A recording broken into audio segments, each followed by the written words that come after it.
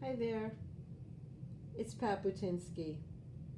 I just wanted to catch you up. This was the piece that you couldn't see the other day that I had said I marked up and that it took a very long time and that it would be too long for you to watch on a video.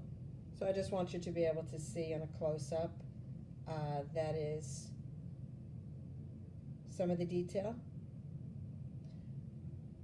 I was talking about using pencil in places, the beige paint, adding and subtracting, and you watched me work around the piece and end it there. I also used a second piece, which I had started to mark up with green, and there's evidence of that, and with the black line that I talked about changing the geography of the piece. And I did go around it, and I did lose and find things with the white gesso, but at the end of the day I decided to unify it because of this teal on the inside. I decided that I wanted to get some on the outside, and as I started to do that, I really fell in love with it, and I felt as though the color spoke for itself, and it did not need a lot of detailing, because when I discuss enhancing a piece, that's one thing. It's not just to dazzle. It's to unify and to actually make a piece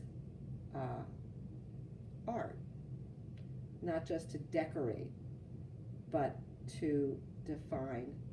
And it's kind of become my style, and that's what I'm sharing with you. That doesn't mean that everything I do or you do has to be embellished. But if we're going to talk about using a palette knife and doing marks on top of it, I thought maybe this would be an extreme version,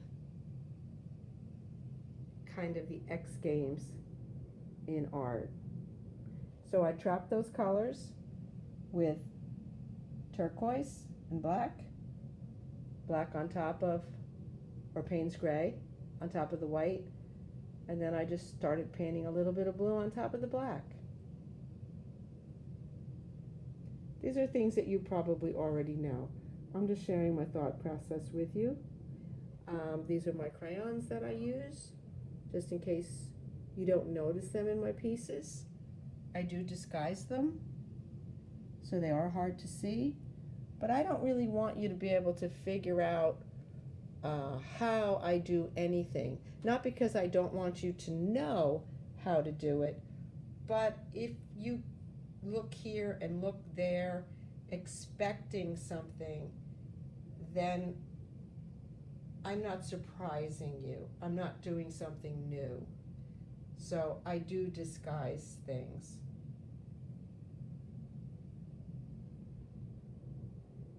All right? So I hope you won't be too frustrated. And I'll make more videos next week, but I am going to move into my garage and try to learn how to work on surfaces again and not on the floor, which will be a challenge for me, because I've gotten to be like a kid that learns to ride a bike with bent handlebars. When they get a new one, it feels weird. But I don't want you ever to be intimidated. I want you to go for it and know that I make mistakes, you're going to make mistakes, but at the end of the day, it's just paint. Love ya. Bye-bye.